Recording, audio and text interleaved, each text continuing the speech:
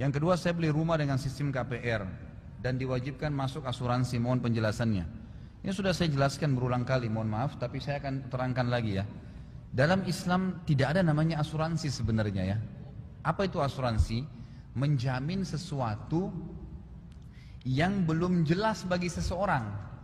Kalau Anda tabrakan, kalau Anda mati, kalau Anda sakit dirawat di rumah sakit, tidak ada kejelasan, nggak dibutuhin.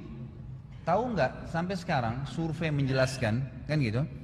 Asuransi yang ada, saya tidak sedang menghardik lembaga asuransi. Yang saya jelasin seperti apa kalaupun mau dibentuk lembaga itu seperti apa secara syar'i ya.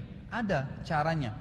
Tapi yang ada sekarang itu mengiming-imingkan seseorang untuk bergabung hal yang tidak terjadi. Kalau Anda sakit nanti dirawat nginap sekian hari gratis. Kalau sakit, kalau nggak sakit, gitu kan? Kalau tabrakan, kalau badai, kalau gempa, kalau dalam Islam tidak boleh ini. Nggak boleh menjanjikan sesuatu atau menganggap orang akan terjadi ini maka harus bayar sekian untuk itu. Itu satu sisi ya. Jadi tidak boleh ada iming-iming seperti ini nih.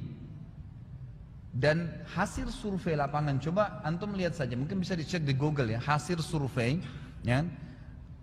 Orang yang memakai asuransinya dengan tidak memakainya. Yang tidak memakai itu 75% ke atas. Masalah kasus orang masuk rawat rumah sakit, ada orang sudah 5 tahun bayar asuransi premi tiap tahun, tidak pernah masuk rawat nginap, nggak pernah. Nah itu. Jadi orang yang menggunakan itu pun kena iming-iming tadi itu kecil sekali, kan gitu, seperti itu. Satu sisi, sisi yang lain, asuransi ini masuk jelas dalam satu bab yang dilarang oleh Nabi SAW. Dalam hadis Bukhari kata Nabi, dalam hadis itu dikatakan Nabi SAW melarang mutlak transaksi gharar. Apa itu gharar? Merugikan salah satu pihak atau transaksi yang tidak jelas produknya, waktunya, tempatnya, jenis produknya, harganya.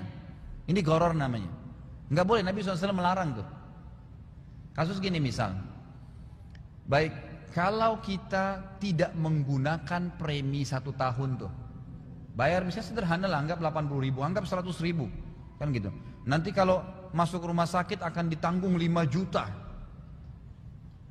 Gimana caranya kita mempertemukan premi 80 ribu atau 100 ribu dengan pembayaran rumah sakit yang 5 juta?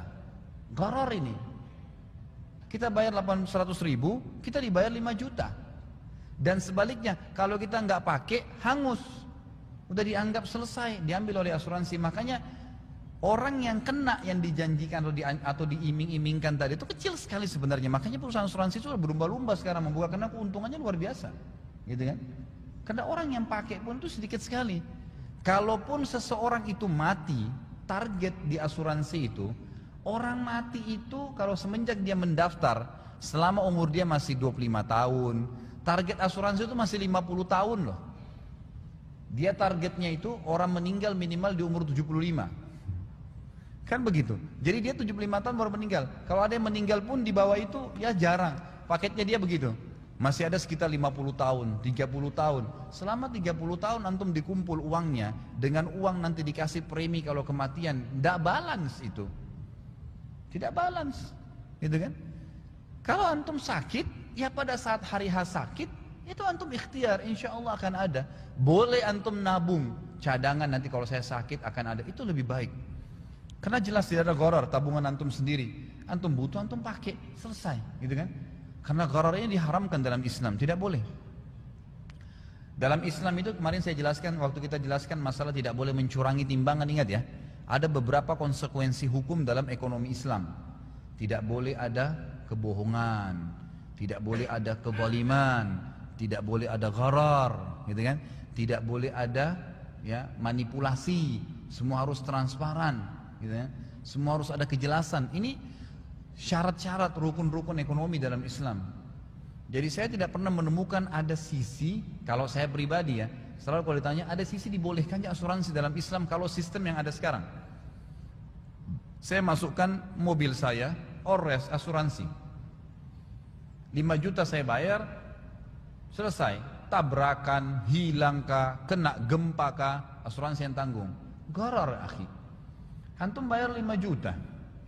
Hilang mobilnya, nilai mobil 200 juta. Asuransi bayar 75% dari situ. Anggaplah antum dapat 175 juta. Antum cuma bayar 5 juta. Dari mana ini? Gharar ini. Ini sama dengan riba. Kita bayar sekian, kita dapat sekian. Kan gitu. Dan iming-imingnya tadi kalau hilang. Ya gitu. Banyak loh terjadi kasus di lapangan ini, orang sengaja menghilangkan mobilnya. Ada terjadi itu. Sengaja dia menghilangkan mobilnya, parkir sembarangan, sengaja nggak dikunci, hilang. Tuntut asuransi. Mobilnya kan sudah berjalan berapa tahun nih? Setiap tahun dia kasih 5 juta untuk ores. 4 tahun dia ikut, 5 tahun dia ikut. 5 kali 5 tahun, itu berarti 25 juta dia keluarin. Mobilnya pada saat dia beli 250 juta, 5 tahun kemudian sudah turun 40%. Asuransi siap mengganti 75%. Hilangin mobilnya. Asuransi ganti mobil baru. Gharar, manipulasi, kezaliman, tumpuk-tumpuk semua ini, gitu kan? Dari mana ini? Gak bisa, dalam Islam tidak boleh itu. Jelas tidak boleh. Jadi makanya kita harus lebih berpikir, lebih jernih ya berpikir. Sekarang yang jadi masalah, semoga Allah angkat ya, di negara kita ini asuransi sudah masuk ke semua lembaga, gitu kan? Masuk ke sampai ke pemerintahan kita. Seperti sudah dililit masalah riba ini. Dengan unsur asuransi yang sudah masuk dalam gharar ini sudah melilit kita. Seperti nggak bisa lepas. Subhanallah gitu. Seperti tidak bisa hidup kalau tidak ya KPR. Mohon maaf, saya kemarin waktu bahas di Kelapa Gading Bulughul Maram. Jadi kitab lain yang saya bahas pas masalah bab jual beli. Dan saya bilang kalau anda masih, mohon maaf ini bahasa saya ya, saya tidak nyinggung siapapun dan anda boleh cerna baik-baik. Yang saya maksudkan bukan menghardik siapapun, tapi saya sedang memberikan wacana.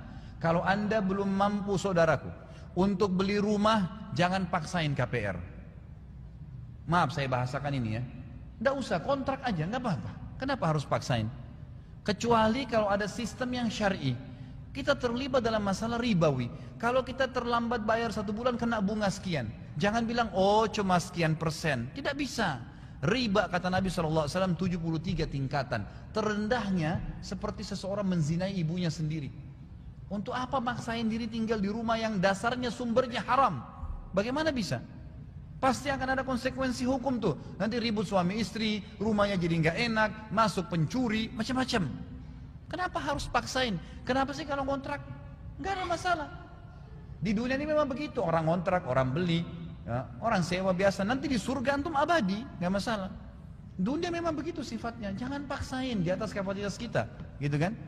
Makanya dalam pepatah Basar dikatakan semoga Allah merahmati atau Allah selalu merahmati seorang hamba. Dalam pepatah Basar dikatakan yang selalu tahu kadar dirinya. Kapasitas kita ada. Kapasitas saya bisa beli ini, ya udah nggak usah beli yang itu. Emang sudah begitu. Kapasitas saya bisa makan ini, nggak usah paksain makan itu. Ini yang ada. Kalau ada orang saudaraku bilang saya nggak bisa makan kecuali ayam goreng. Di depannya ada tempe, nggak enak makan tempenya nanti, gitu kan?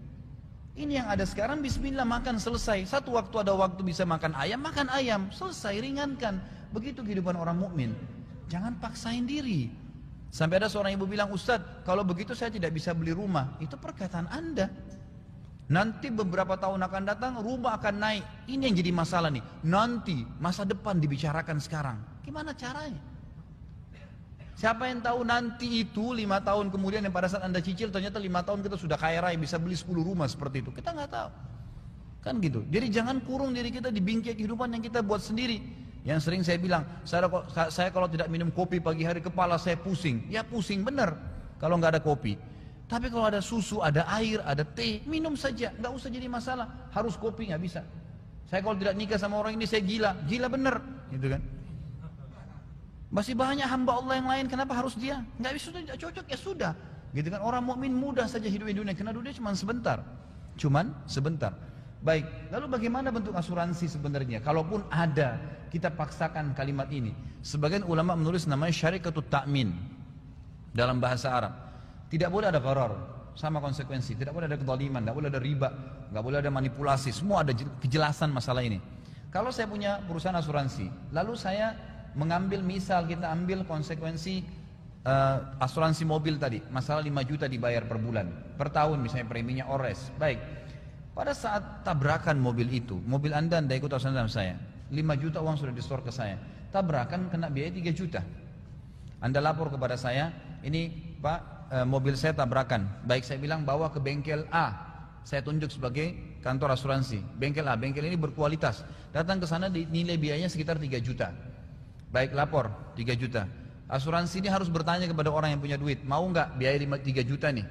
Oh mau, konsekuensinya apa? Nanti akan dikasih bagus, ini jaminan. Baik, maulah.